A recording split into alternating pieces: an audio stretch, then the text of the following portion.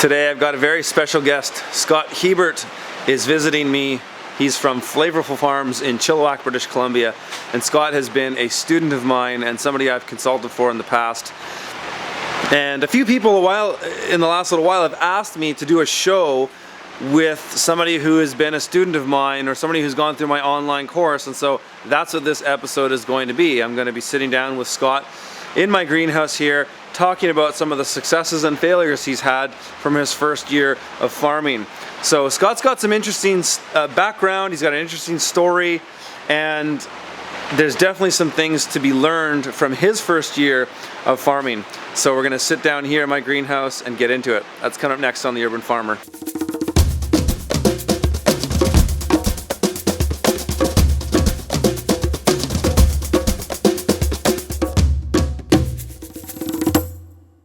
So Scott, how was the first season? It was good. It was a rush. Yeah. Yeah. A little overwhelming sometimes, but pretty good. Yeah.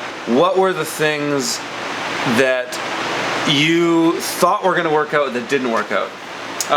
Farmer's market. I definitely thought I was going to be going into this one farmer's market. It didn't work out at all. I thought I was going to do way more money at the farmer's market. And just that whole experience there. Yeah, just totally ended up going completely differently than how I thought it was going. Which is often the case when you're starting a farm. So like, when you started, so Scott is in my online course, and actually I met Scott because I did some consulting for him to help him get started. And when you started the season, what was your plan? Like, so you mentioned farmers markets, but like, talk about what were some of the crops that you grew and where you thought you were going to sell them. Okay, so I thought I was going to do a farmer's market and restaurants. I thought that was going to be my two market streams that I was going to be doing.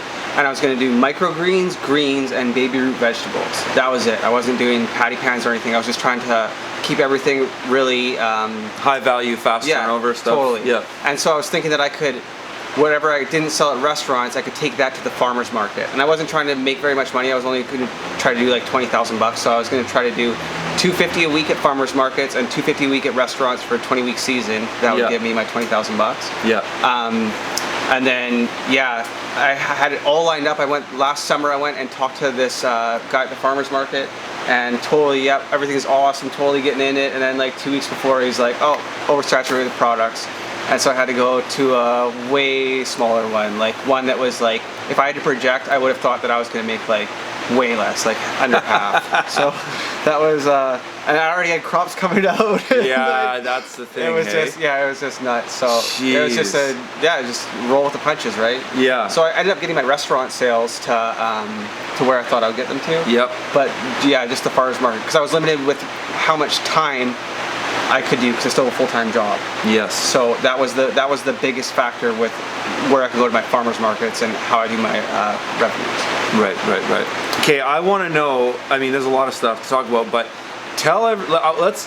you have an interesting story in how you got into farming. Yeah. And I know it, but tell us about what led you down this, like where you came from, what led you down this path, and where you are today with all this. So I used to be really fat and overweight. I was like 220 pounds. Right now I weigh like 150, so I made like quite a big change. I did mixed martial arts fighting.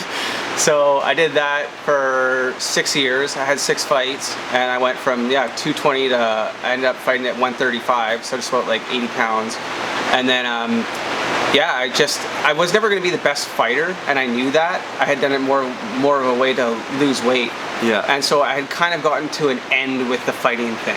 And I was also working with my dad, and then the shop came to an end, and I found out because I had started eating like real food, real healthy food and all that. And so I started figuring out about farming and all this permaculture stuff. And then I was just like, oh. And then as soon as I found out about what you were doing, I was like, oh, I can do that. Yeah. So that was pretty much it. And then now it's just been a mad sprint for the past year, basically about a year since. Yeah. So I met Scott because he called me about a year ago, and he wanted to consult and come down, and you wanted to shoot some stuff for a crowdfunding campaign you were doing to start your farm. And you came in with a lot of preliminary knowledge. Like the interesting thing about what Scott has done is like he skipped a lot of the trial and error, and this is a sort of the point of my online course that I made is to get people where you are really quickly, then going through the trial and error of grinding it out and making mistakes and figuring things out. How has it been for you, looking at other people who have done a similar thing, maybe like people you've met through the space that are farming, how has it been for you having a lot of that preliminary knowledge to come in and just go for it? Oh, it's crazy. People think like I know stuff, like I'm pro, and it's so funny. It's like it's still my first season, right? But it's been really cool. And the funniest thing is that I didn't think of any of the stuff that I've learned or am doing. I've just implemented it in my own space. But everybody's just like, it's just a little overwhelming sometimes because people are just like. Yeah, especially when I show them the greens harvester. Right. They're like, "Oh, you're so smart," and I'm like, "No, I didn't invent this. I bought the tool, right?" Yeah. And they're just like, "Oh, yeah, but you bought it." And I'm like, "Yeah." Like when I was first, I figured out that there was a spin farming thing, and so I was trying to find out who the best spin farmer was. That I could get to, and like Curtis is only 2.5 hours away from me, so I was like, "Man, I bet you if I go visit that guy, he'll be able to tell me all the stuff that I need, like all the tools and stuff that I need, and then I'll be able to come home, I'll have a number about how much money I need to have to start my farm, and then I'll be able to start doing it." And then around the same time your online course was coming out. Right. And it was just like, boom. It was crazy. It was really crazy timing. Yeah, so like that was the point of the course, was to get people doing it and crushing it right out of the gate. Because I made so many mistakes when I started, and the point of it is like, save the mistakes. I've failed on your behalf. I've done a lot of the bullshit, so that you don't have to. But throughout this process, you've also connected with other people in my course even. So you've connected with Drew Sample, who's another guy in our course that these two are doing a podcast together with. How has been that experience of learning with somebody on the other side of the continent? So Drew is in Columbus, Ohio. He's also in my course. He's a podcaster. He's also starting a farm like Scott. How has kind of communicating with him on a weekly or daily basis, how's that helped you develop your farm? Well, techniques and it's all. really interesting because when something bad happens on your farm, it's really personal, right? Yeah. And you're like, "Oh, this is happening to me, blah, blah, blah." But then once you start seeing that, oh, this is not happening with just me, this is happening with Drew, or happening with a whole bunch of other people in the course, then it doesn't seem like that bad of a problem, because there's probably someone, if everybody's having the same problem, there's probably a solution to it, right? Yeah. So now it's just about finding that solution, whereas before, you're just panicking and it's just like, "Oh no." You feel so alone. Yeah. But being part of the community and having somebody else, and pretty much everybody else is going through the same things. Like everybody in North America has the same season, right? Relatively, yeah. So everybody's going through, like everybody's planning out, starting at the same time, finishing at the same time. So like having that community there and seeing everybody else go through the same things is a really big deal. Is key, totally. I mean, and that's one thing that we didn't even really think that would happen in the course. We built the course with the idea of getting the content to people to help them start really quickly and effectively. But the community that's come out of it has been one of the best things of it, is having that camaraderie to know that other people have gone through that thing that you are going through or are figuring it out too.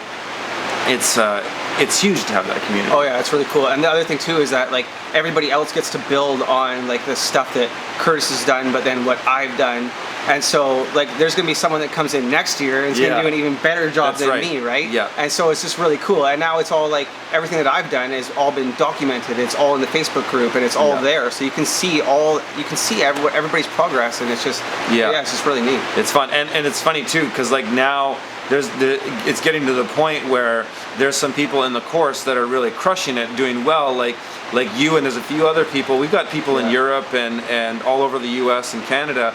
I'm learning stuff now because I'm seeing some stuff in there where people are going, they innovated an idea that I had, they've taken to the next step. Like there was some really cool discussions in there this summer about shade cloth.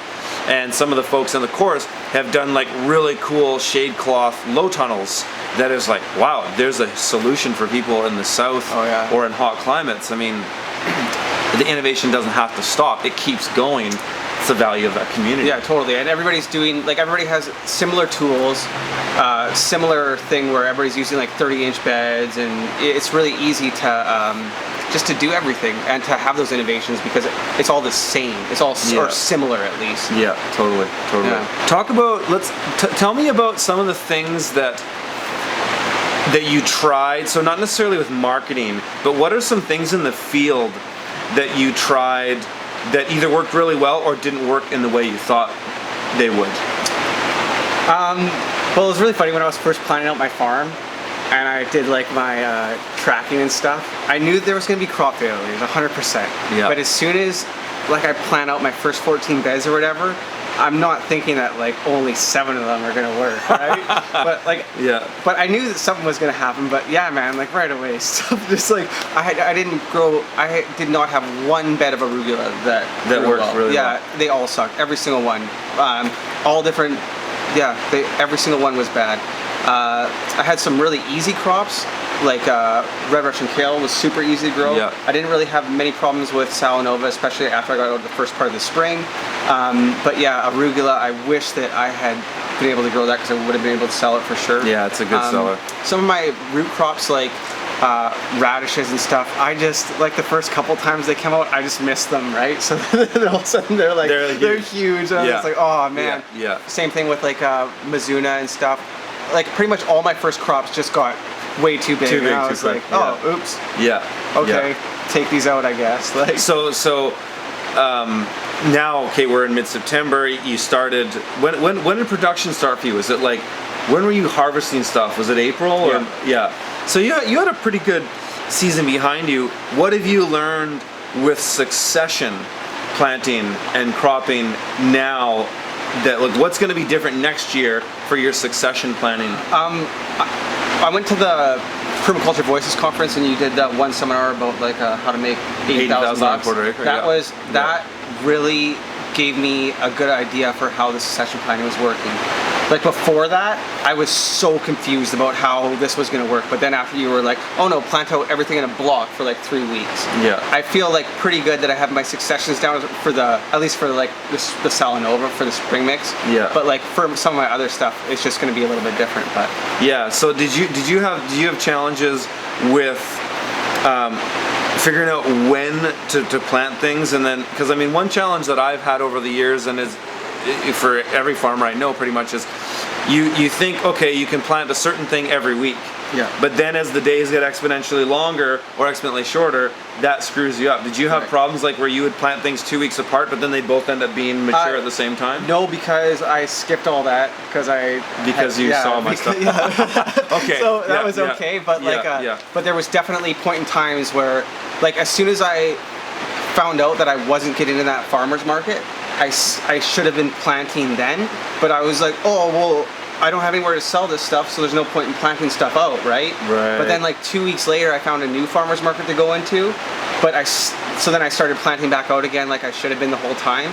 But then after I got like a month into my farmer's market season, then all of a sudden there was a lag where I didn't plant out those 2 weeks, right? And there was like a gap. A huge gap. Yeah. And I had to, there was a couple farmer's markets where I brought like 3 things. I was like, I got pea shoots. Like, yeah, right. So that definitely happened. But yeah, as far as like the actual planning of how it went out, yeah, I planted like blocks of like 2 or 3 weeks apart, and then as I got in the summer, I was just kind of planting more like every week type of thing, or every other week, because I didn't really have so many beds coming out. I kept my farm really small. I made a couple really, really, really good choices about keeping my farm small, and even about just doing one variety of one crop.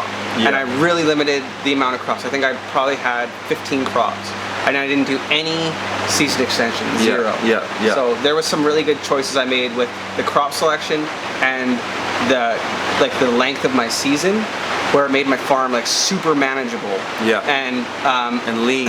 And those choices allowed me to really focus on having that consistent production. If I had tons of crops, I would have been so overwhelmed. There was still times where, even though I only had 15 crops and even though I was only farming in 40 beds, 25-foot beds, there was still times where I was like, just maxed out. Oh yeah, totally. Yeah. Yeah. So I mean, you obviously took my advice when I said, don't pick too many crops, because that's the challenge.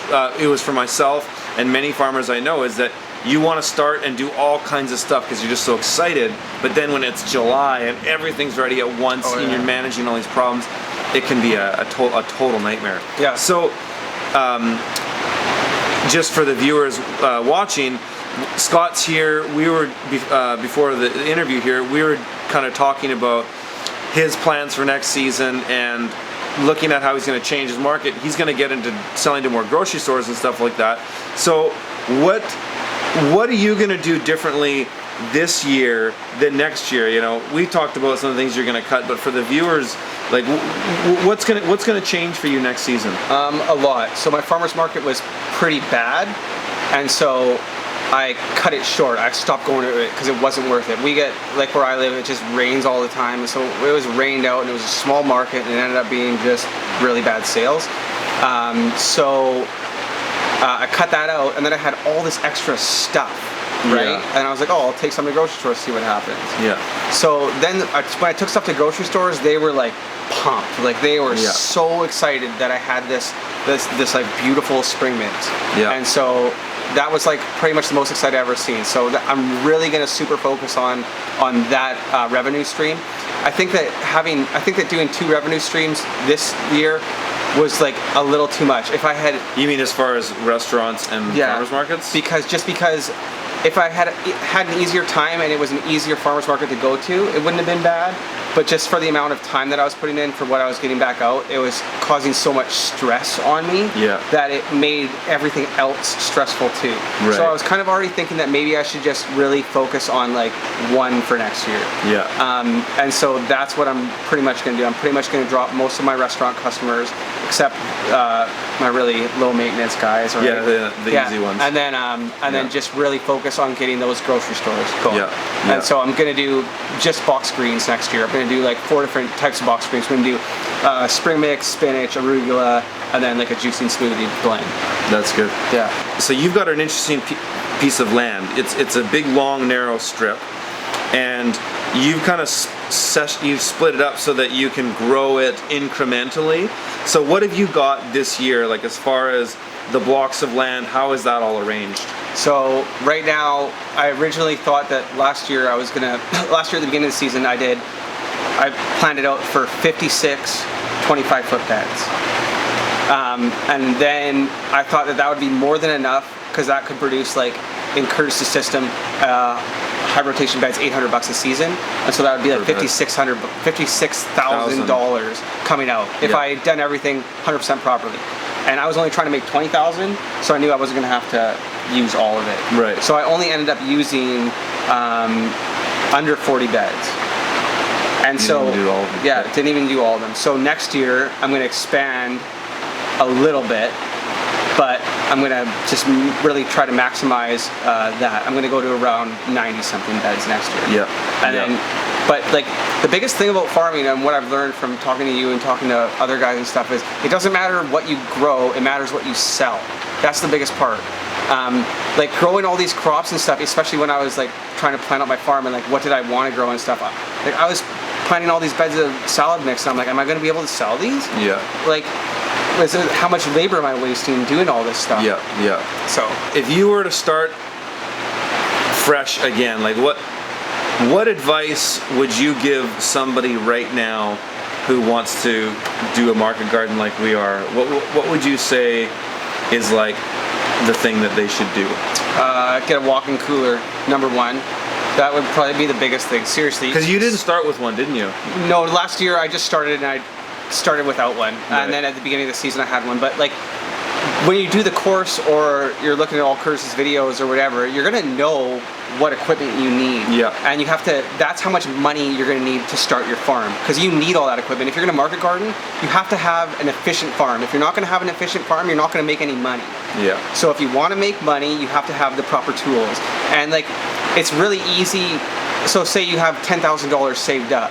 It's really easy just to start spending like, oh, I'll just get this for $50 and this for $50 and this for $50. But then you end up not having enough money for like the big things at the end. And that was a big mistake that I almost made. I almost didn't have enough money for my walk-in cooler. Because I was like, oh, yeah, this will cost me like $2,000, right? So I spent all my other money that I had, got down to like, you know, $2,500, and then my walk-in cooler ended up being like $2,500. Right? To build, and you did a cool bot system. I did the cool bot, built it myself. So like that's what I would have done differently next year. I would have said that walk-in cooler is an absolutely critical piece of infrastructure. Like right out of the gate. I would have got it right away. So that was the number one first thing that I would have gotten for sure. And then I would have started with what I thought was the most important things, highest value, and then worked my way down through the list, right? So would it have been like walk-in cooler, BCS, like a soil working machine? Yep, walk-in cooler, BCS.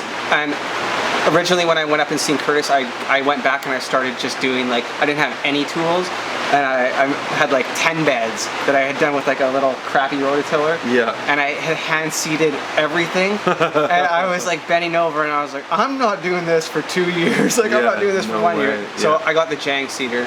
That was a great choice. The greens harvester was another really good choice. The greens harvester, the Canadian dollar did really bad against the American dollar this year.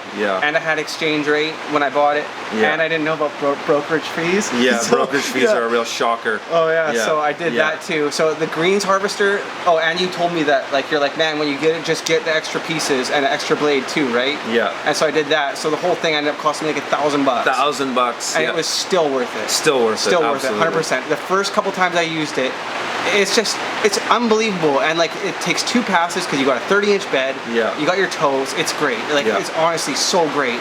So is your most critical stuff basically a walk-in cooler, a BCS, a Jang seeder, and a greens harvester? Yeah. Those are like the real 4 critical pieces of equipment. Totally. Yeah, and somewhere to do transplants. You need to have a nursery something to do transplants. Some way to do transplants, because so you've got a nice light setup. We'll show it in the video here. You've got the shelving unit that I talk about in the course. You basically built that, and that's been working well. Yeah, it's been great. It's super easy. It's like, yeah, that was great. And it allows you to get some microgreen production to cash flow that operation of that unit itself, right? Yeah, totally. Yeah, my microgreens, I don't do like a big volume, but I do some of them, and they're all growing in there too. So then, yeah, that was really good. The microgreens actually worked out pretty well. Like I wasn't planning on doing them super long term, but I just wanted to.